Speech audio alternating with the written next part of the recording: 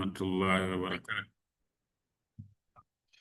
Alhamdulillahi rabbil alamin wassalatu wassalamu ala rasulillahi sallallahu alayhi wasallam. Alhamdulillah, tunamshukuru Allah subhanahu wa ta'ala kwa rehema zake na neema zake juu yetu. Tunamshukuru Allah subhanahu wa ta'ala kwa kutuwafikisha na kutuwezesha tukafika mpaka muda huu, tukiwa tupo katika Ramadhani za mwisho mwisho kabisa. Ni jambo la kumshukuru Allah subhanahu wa ta'ala. Alhamdulillah, leo tutakuwa tunahitimisha darasa zetu hizi za Ramadhani ambazo tulikuwa tunazifanya kila siku tunapokuwa kazini, na tutarejea utaratibu wetu ule wa darasa zetu za kila siku ya Alhamisi. Ndio itabakia hivyo, kwa sababu katika miezi ya kawaida darasa yetu inabakia siku ya Alhamisi. Alhamdulillah, tunamshukuru Allah subhanahu wa ta'ala kwa rehema zake na neema zake juu yetu. Ramadhani inamalizika, ndio hiyo inaondoka. Swali la msingi kabisa, thumma madha baada Ramadhani? Nini kimebakia baada ya Ramadhani? Je, Ramadhani kuondoka kwake ndio yote tuliyokuwa tunayafanya yawe yameondoka? Kwa hiyo tutakumbushana tunavyotakiwa tuendelee. Ramadhani imemalizika kama ambavyo inavyofahamika. Ramadhani inakuja kama miezi mingine, inaondoka, na Ramadhani inakuja kwa lengo la kutubadilisha ili sisi tuweze kutoka katika hali moja kwenda hali nyingine. Idhan qadha Ramadhan, Ramadhani inavyokuwa imemalizika, wabakia Arrahman, lakini Allah subhanahu wa ta'ala bado yupo. Intahara shahru Ramadhani, mwezi wa Ramadhani ndio mwezi ambao uliokuwa umemalizika. Kaayi shay'in, kama kitu chochote kingine kinakuja na kuondoka, kila kitu kina muda wake. Na mwenyewe Allah subhanahu wa ta'ala wakati anajitangaza Ramadhani amesema kwamba ayyama ma'dudat, kwamba Ramadhani hii ni siku chache sana. Ramadhani ni siku chache, na kama ni siku chache basi zitumieni vizuri. Ujumbe wa aya ile kwanza, ayyama ma'dudat, hiyo faradhi mliofaradhishiwa ya kufunga sio siku nyingi, ni siku chache, na kama ni siku chache zitumieni vizuri ili ziweze kuwabadilisha kutoka katika hali moja kwenda katika hali nyingine. Lakini pia kama zilivyo vitu vyovyote vinavyokuwa vichache vinaondoka, vinakuja na kuondoka. Kwa hiyo ipo siku itaondoka vile vile. Kwa hiyo Ramadhani ndio hiyo inaondoka, lakini Allah subhanahu wa ta'ala sisi ametutaka tuwe katika kutekeleza ibada zake mpaka umauti unapotukuta. Waabudu rabbaka hatta yatiyakal yaqin, na muabudu Mola wako mpaka ukufika umauti. Sisi swala zima la kufanya ibada bado liko pale pale. Ibada tulizozifanya mwezi wa Ramadhani, hakuna ibada mpya yoyote ambayo ipo ndani ya mwezi wa Ramadhani, isipokuwa mwezi wa Ramadhani imeshajishwa watu wafanye bidii, waongeze juhudi, kama ilivyokuwa kwa Mtume sallallahu alaihi wasallam alivyokuwa anafanya bidii na juhudi, na Jibril alayhi salatu wasalam anakuja wanadurusu Qur'ani kila siku, alikuwa anakuja kwa Mtume sallallahu alayhi wa alihi wasallam. Kwa hiyo na sisi ni juu yetu kuhakikisha kwamba tunatekeleza na tunadumu katika amri zake Allah subhanahu wa ta'ala.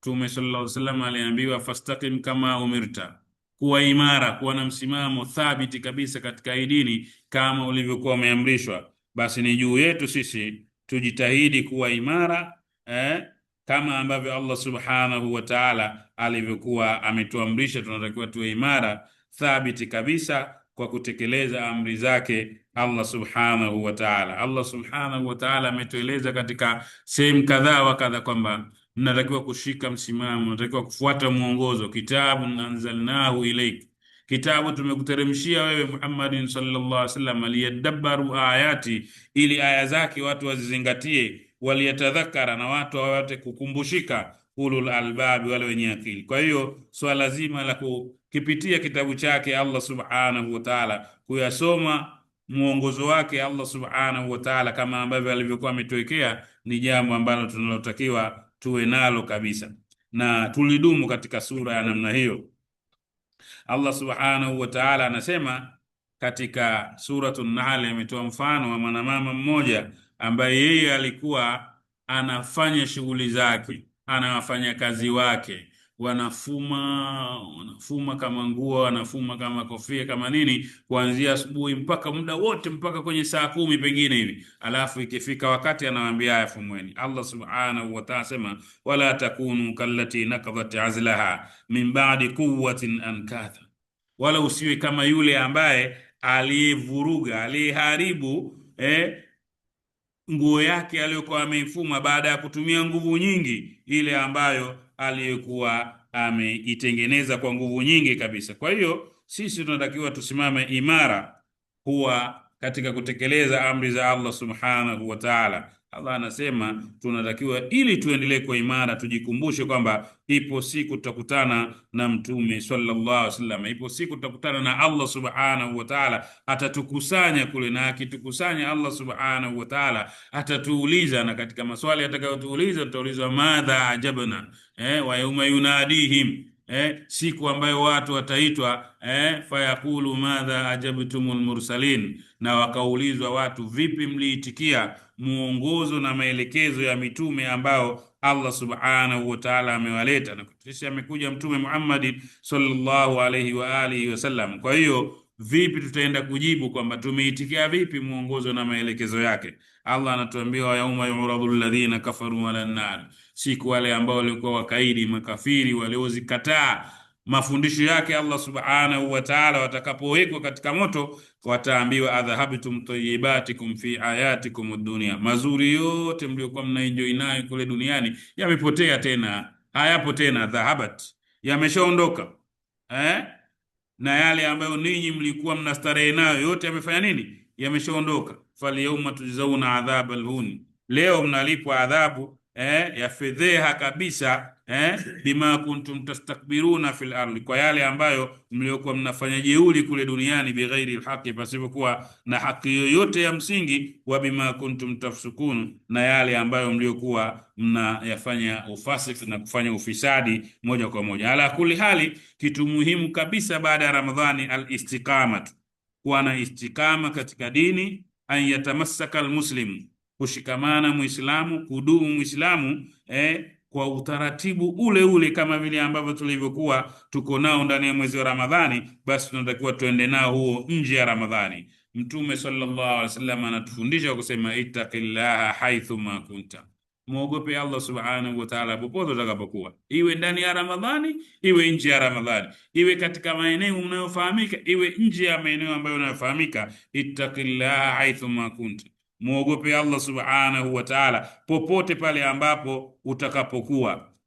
Hilo ndio jambo la msingi kabisa. Utakapokuwa na takwa ya kumuogopa Allah subhanahu wa ta'ala, basi ndipo ambapo utakapokuwa wewe na umeshika msimamo uliokuwa sawa sawa. Na hilo ndilo jambo ambalo linalohitajika kwetu sisi. Innal ladhina qalu rabbuna Allah, hakika ya wale ambao waliosema rabbuna Allah thumma istaqamu, kisha wakawa na msimamo, wakadumu na msimamo. Kutamka rabbuna Allah sio jambo, ni jambo lingine, lakini kuwa na msimamo ni jambo lingine. Wakashika msimamo uliokuwa thabiti kabisa, basi Allah subhanahu wa ta'ala anasema tatanazzalu alayhimul malaikatu alla takhafu wa la tahzanu, malaika wanateremka pale ambapo muda wao wa kutoka roho zao umefika, wakiwaambia msiogope mnapokwenda, wala msihuzunike vile ambavyo mlivyokuwa mmeviacha. Mnachotakiwa ninyi ni kuwa na msimamo katika dini. Katika aya nyingine Allah subhanahu wa ta'ala sema wa law istaqamu ala tariqati la asqainahum ma'an ghadaka, lau watu wangeshika msimamo wa sawa sawa, walau istaqamu, lau watu wangeshika msimamo, wangekuwa imara kabisa katika dini, basi ala tariqa, katika njia sawa sawa, njia iliyokuwa imara. Na yosema Allah katika sura nyingine, wa anna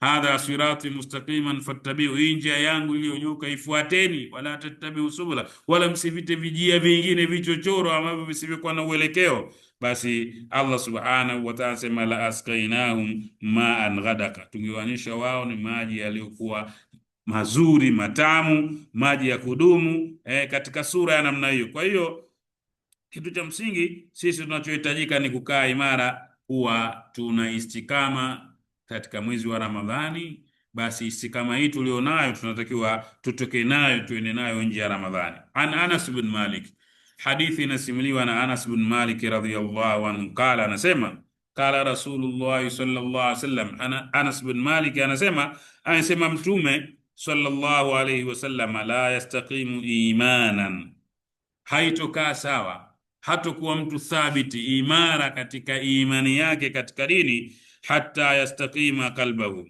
mpaka moyo wake uweze kuwa imara. Moyo ndo kitu cha msingi kabisa ambao unaotakiwa kuwa imara, na moyo Allah ndo alichozungumza kwamba moyo utakapokuwa umekwenda salama kwa Allah subhanahu wa ta'ala, huyo ndo mtu ambaye mwenye mafanikio kabisa. Na hata Allah subhanahu wa ta'ala alivyoelezea watu kuwaidhika, kukumbushika na hii Qur'ani na miongozo yake ni kwa kushika msimamo. Allah anasema inna fi dhalika la dhikra liman kana lahu qalbun au alqasama wa huwa shahid. Inna fi dhalika, hakika katika hayo unayowaeleza, hakika katika yale unayowakumbusha, unayowawaidhi, unayowaelekeza na kuwakumbusha wayashike, la dhikra, ni ukumbusho tosha kabisa. Lakini kwa nani? Liman kana lahu qalb, kwa yule mwenye moyo safi. Sio kwa kila mtu, ni liman kana lahu qalb, kwa yule ambaye mwenye moyo safi, ambao moyo ule unaingia maelekezo yake Allah subhanahu wa ta'ala. Liman kana lahu qalbun au alqasama wa shahid, au akatiga sikio, anasikiliza miongozo, anasikiliza maelekezo, anasikiliza mafundisho ya dini, wa huwa shahid, akiwa hadhiri kabisa. Hao ndo watakaonufaika. Hawezi kunufaika kila mtu. Kwa hiyo kunufaika kwa miongozo na maelekezo ambayo Allah subhanahu wa ta'ala ametuletea kunahitaji moyo safi, moyo salama. Kwa hiyo tunahitajika sana nyoyo zetu zikae sawa, na Allah subhanahu wa ta'ala anazungumza innaha la ta'mal absar, matatizo sio macho ndio yameingia upofu. Fa inna la ta'mal absar, matatizo sio macho, walakin ta'mal qulubu allati fi sudur, lakini matatizo ni nyoyo. Nyoyo ndo zimeingia upofu, nyoyo zimeingia upofu, allati fi suduri, ambazo ziko katika vifua. Hizi nyoyo zikiwa zimeingia upofu, zimekaa vibaya, basi itakuwa muongozo uko sawa sawa. Na Allah subhanahu wa ta'ala hata watu wabaya, wanafiki, makafiri, wote amewatangazia kwa kusema kwamba khatamallahu ala qulubihim. Allah subhanahu wa ta'ala amepiga muhuri katika nyoyo zao. Khatamallahu ala qulubi, amepiga muhuri Allah katika nyoyo zao, kiasi kwamba fahum la yafqahu, hawawezi kufahamu wala kuelewa chochote kabisa, kwa sababu Allah ameshaziba nyoyo zao, hazielewi. Sasa nyoyo ndo kitu muhimu kabisa ambazo zinazotakiwa ziwe zimeshika msimamo uliokuwa sawa sawa. Kwa hiyo Anas bin Malik radhiyallahu anhu anatuambia Mtume sallallahu alaihi wasallam anasema, la tastaqimu imana abdi, haiwezi kuwa sawa ikanyoka ikawa imara imani ya mja, imani ya mtu yoyote, hata yastaqima qalbahu, mpaka moyo wake uwe sawa, moyo wake uwe sawa, umeelekea kumwelekea Allah subhanahu wa ta'ala katika sura iliyokuwa ya sawa sawa kabisa. Ndio maana Allah subhanahu wa ta'ala akamuelezea Ibrahim, anasema inna Ibrahima, hakika Ibrahima kana ummatan qanitan, Ibrahima mtu mmoja tu ameitwa yeye ni umma, ni kiongozi, ni wa kuigwa, ni mfano, amepigiwa mfano kabisa kabisa, kwamba ni kwa sababu alikuwa qanitan, tena hanifan, amekataa kabisa na hali ya kuegemea upande mmoja tu, moyo wake umeelekea upande mmoja kabisa. Yeye hakuwa na sifa ya ushirikina, pamoja na ushirikina na uovu kwa upo ndani ya maeneo yake, pengine nyumbani kwao kabisa, wazee wake ndio wazee wa vilingi wa kuendesha mambo ya matambiko na hivi, lakini Ibrahima kana ummatan, alikuwa yeye ni mtu aliyokuwa imara, thabiti, kiongozi thabiti kabisa, ambaye Allah amemwita umma. Kwa hiyo nini? Kwa sababu moyo wake ulikuwa umekaa sawa sawa. Kwa hiyo ili na sisi hii Ramadhani iweze kutunufaisha na itufikishe salama, basi inahitajika nyoyo zetu tuseme nazo katika sura zilizokuwa sawa sawa. Na Allah subhanahu wa ta'ala anasema katika nyingine, inna Allah la yughayyiru ma biqaumin, Allah abadilishi ambayo watu wanayo, hata yughayyiru ma bianfusi, mpaka watu wajibadilishe wenyewe. Watu wasipokuwa tayari kujibadilisha, tusipokuwa tayari kuzibadilisha hizi nyoyo zetu, basi Ramadhani itakuja, itaondoka, itakuja, itaondoka. Maadamu nyoyo zetu bado hazijakaa sawa, hazijawa tayari kubadilika kumwelekea Allah subhanahu wa ta'ala, basi tutakuwa bado hatujaweza kubadilika. Lazima tuseme na nyoyo zetu zibadilike. nyoyo zetu zibadilike. Hii Ramadhani Allah ametuwekea ili itubadilishe, basi tuseme na nyoyo zetu ziweze kubadilika. Allah hawezi kuja kubadilisha tu akabadilisha nyoyo za watu au uelekeo wa watu awatoe moja kwa moja hivi. Lazima watu wawe katika imara, wameonesha njia, wameonesha utayari, watabadilika. Allah subhanahu wa ta'ala anasema watu walimwambia Mtume sallallahu alaihi wasallam, walimuuliza kwamba kwa nini asiteremshwe na ubainifu? Inna Allaha yahdi man yasha, Allah subhanahu wa ta'ala yudhillu man yasha wa yahdi ilayhi man anab, anampoteza anayemtaka, lakini wa yahdi ilayhi man anab, anamuongoza kwake yeye yule ambaye anayejipendekeza kwake yeye Allah subhanahu wa ta'ala. Kwa hiyo ukitaka upate uimara, uthabiti, lazima ujipendekeze kwa Allah subhanahu wa ta'ala. Allah ametuambia kule, tumepita kwenye surati Zumar, wa anibu ila rabbikum wa aslimu lahu, jipendekezeni kwa Mola wenu, rejeeni kwa Mola wenu, nyenyekeeni, salimuni amri kwa kufuata miongozo yake Allah subhanahu wa ta'ala, min qabli an yatia kumul adhabu, kabla haijawajia ni adhabu, thumma la tusarun, kisha mkakosa watu wa kuwanusuru au kuwatetea. Kwa hiyo lazima tuwe imara nyoyo zetu, tuseme na nyoyo zetu, tuwe tayari kubadilika, ndipo ambapo hizi Ramadhani zitafanya kazi sawa sawa. Lakini vinginevyo asibadilisha. Hata Mtume sallallahu alaihi wasallam alivyozungumza kwamba man lam yadu qawla zur wal jahl wal amalu bi, asiacha maneno mabaya, maneno machafu na vitendo vya ovyo, basi falaisa lillahi hajata fi an yada ta'ama wa sharaba. Allah hana haja naye mtu akaacha kula akaacha kunywa. Kwa sababu gani? Mwenyewe hajawa tayari kubadilika, mwenyewe hajawa tayari kubadilika. Lazima mtu aoneshe utayari wa kubadilika, basi Allah subhanahu wa ta'ala atabadilisha. Allah subhanahu wa ta'ala, wale ambao wamesema innal ladhina amanu wa amilus salihati yahdihim rabbuhum biimanihim, wale ambao waliomwamini Allah waamilus salih, wakafanya amali njema, basi Allah yahdihim rabbuhum bi, Allah atawaongoza, anawaongoza, anawasimamia kwa imani zao. Allah subhanahu wa ta'ala anawaongoza katika njia iliyo sawa. Nini? Watu wameonesha utayari. Kwa hiyo swala zima la utayari ndio jambo la msingi kabisa la litakaloweza kuonesha namna gani Ramadhani imetusaidia na imetuongoza. Kwa hiyo Anas bin Malik anatuambia Mtume sallallahu alaihi wasallam anasema, la yastaqimu imana abdin, haiwezi kukaa kunyoka imani ya mja hata yastaqimu qalbahu, mpaka moyo wake unyooke. Moyo ukiwa umepinda, basi hamna kitu, hakuna kitu kitachoingia, kwa sababu moyo umepinda. Allah subhanahu wa ta'ala ukikunja, na ndio maana akamwambia wale kwamba waliokuwa watu wabaya, Allah sema khatamallahu ala qulubi, Allah akapiga muhuri kiasi kwamba haziingii kitu. Na Allah subhanahu wa ta'ala akatahadharisha katika matendo machafu, mwenendo mbaya unatia doa katika moyo, anasema rana ala qulubihim ma kanu yaksibun,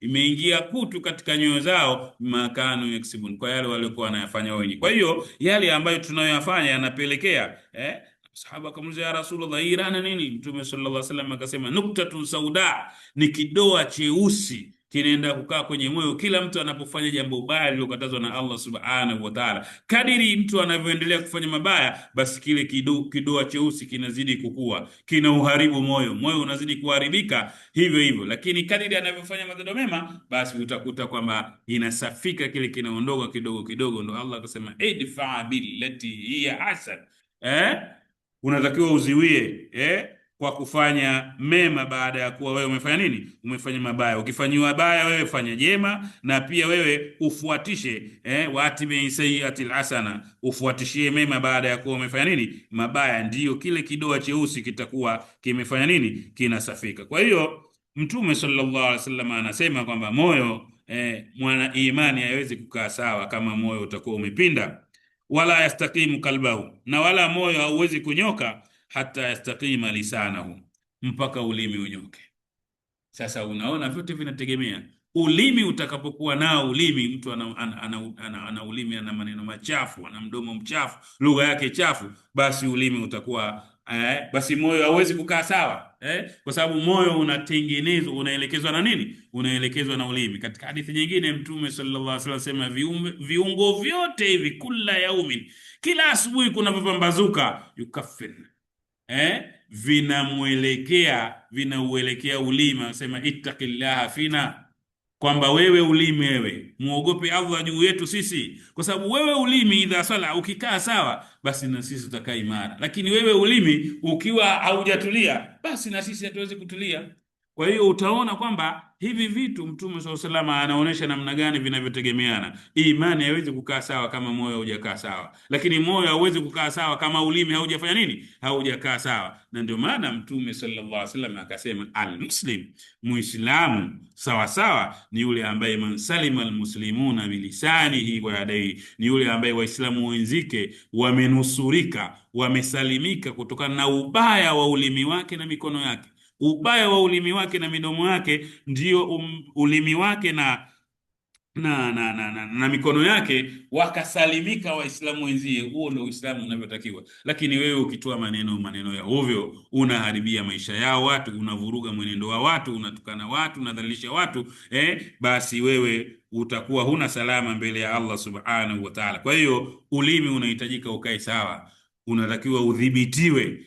Tuudhibiti ulimi ili tunaposema lazima tuseme yale yaliyokuwa ya sawa sawa. Allah anasema, wa idha qultum, na mnapokuwa mnaongea mnatoa ushahidi, basi faadilu, semeni yaliyokuwa ya sawa sawa, wala kana dha qurba, hata kama ikiwa unamtolea ushahidi jamaa yako, sema kilichokuwa cha sawa sawa kinachostahiki.